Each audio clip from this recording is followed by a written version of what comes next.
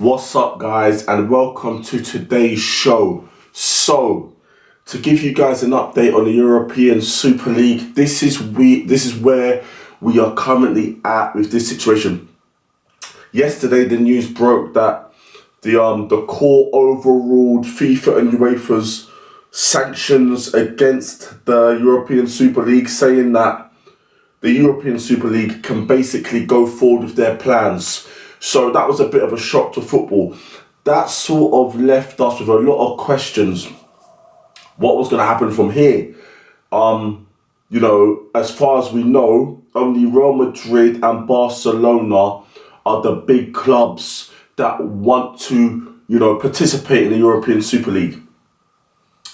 As of today, all of the big six Premier League clubs have written statements saying that they are still in the same position they were in 2021, where they ruled themselves out of participation with the European Super League.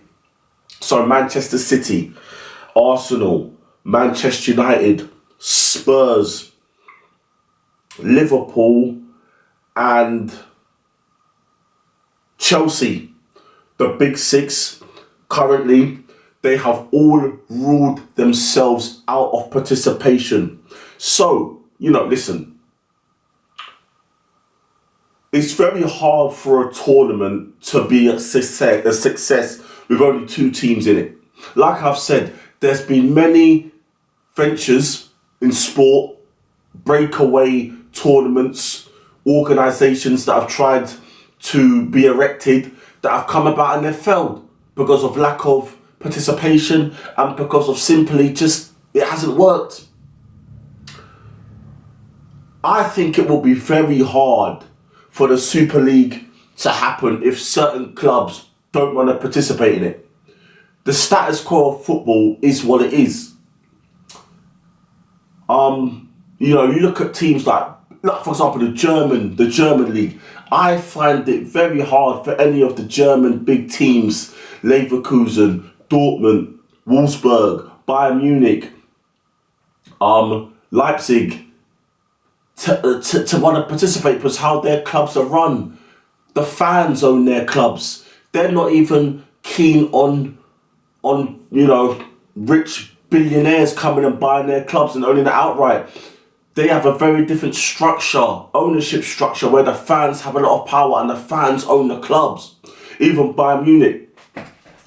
So, even without the German team's involvement, I find this hard to get off the ground. Now, I know that the Premier League teams, a lot of them have a lot of the money because of the, billionaire ownership and the television deals and so on and so forth. But when you look at European football, the European teams are still very competitive. You look at the last couple of Champions League winners. Few of them have been English. Europa League winners. Few of them have been English. UEFA Conference winners.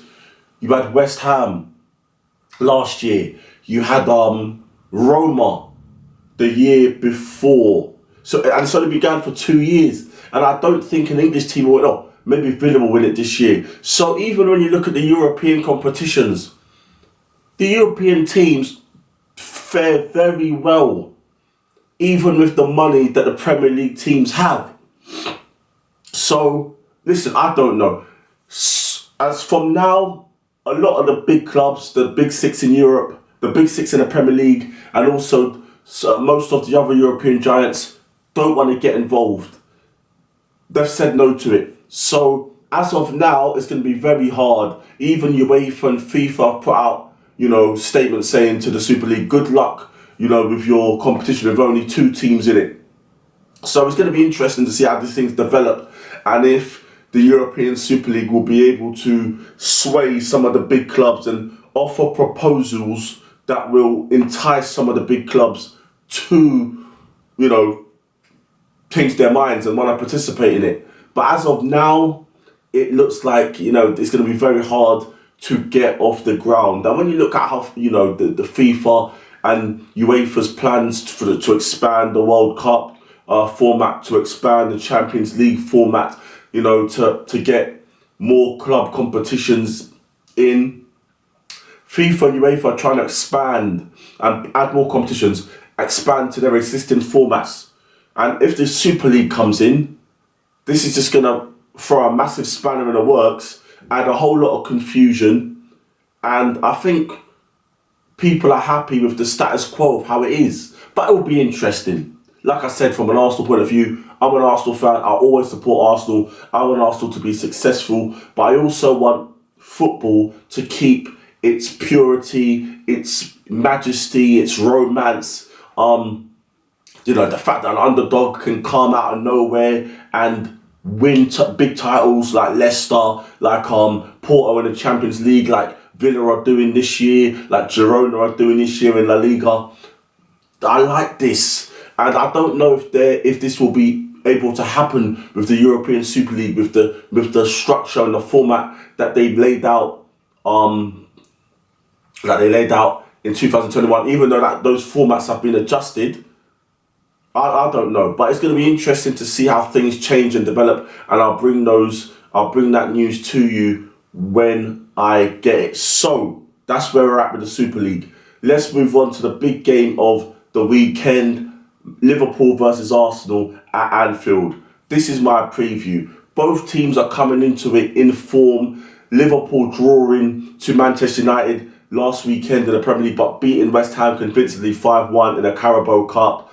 Arsenal coming off a convincing win at home against Brighton. Now, I've watched both teams. I think the Arsenal are the better team. I think the Arsenal can go to Liverpool and do a job on them. They need to be defensively solid. Yes, I'm an Arsenal fan and I want Arsenal to win. I would be happy with a draw at Anfield. Liverpool would probably be the slight favourites. Most neutrals would think that Arsenal getting a draw would be a good result away at Anfield, but Arsenal have a bit more grit, a bit more know-how. They're a bit better defensive. They're a lot better defensively this year. The experience that they had last year has and should put them in good stead for this season, for the remainder. So I think that Arsenal can go there and do a job on Liverpool.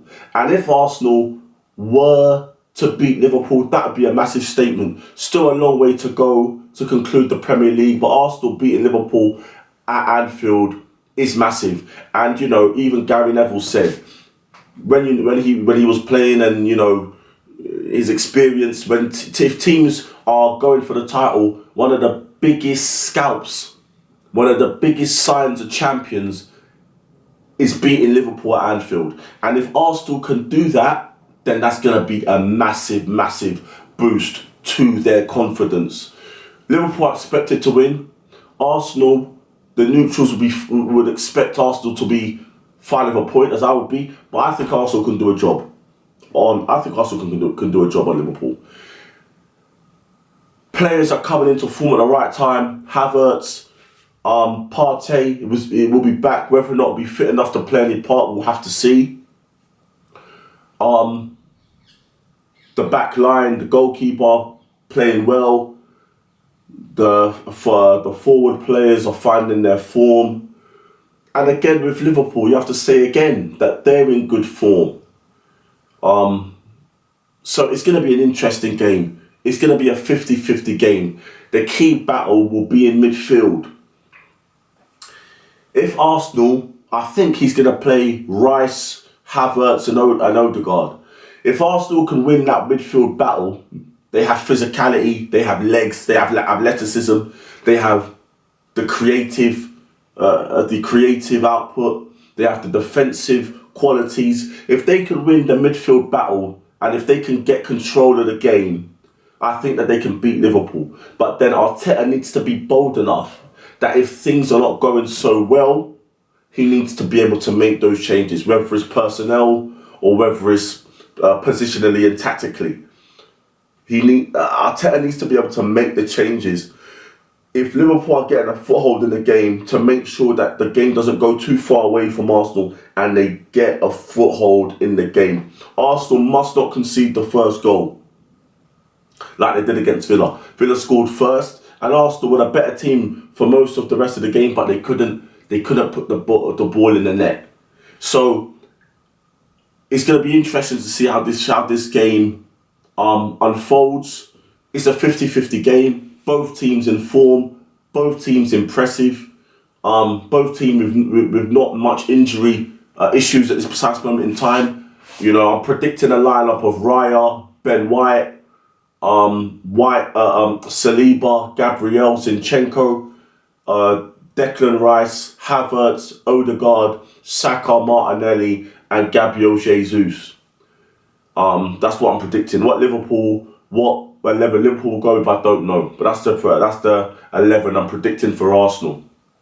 If Tomiyasu was fit, I think Tomiyasu would play instead of Zinchenko. Tomiyasu can still come and do the inverted thing, not as much as Zinchenko can, coming into midfield and helping Arsenal control the ball better when we have it. But it's going to be interesting. If Zinchenko can keep Salah quiet, that would be fantastic, because we know that Tomiyasu can pocket Salah. So if Zinchenko can keep Salah quiet, that'll go a long way to Arsenal winning the game. But Arsenal need to control the game, they need to impose themselves on the game, and they need to take the sting out of the game and quiet the Anfield crowd immediately. Don't let Liverpool get their tails up, and I'm sure that's what the gaffer will be telling the players. So yes, listen, it's a big game, 5:30 kickoff tomorrow. It's a long way to deciding the title, but like Gary Neville has said previous times, teams that are shooting for the title, getting a result at Anfield is a massive, massive indication of if they're going to become champions, and also a massive boost for that team's confidence. And I'm looking massively forward to that game tomorrow. So yeah, that's going to end today's video. I'll be back tomorrow for another one. So please, again, smash the like, share and subscribe, and I'll see you tomorrow for another one. Peace.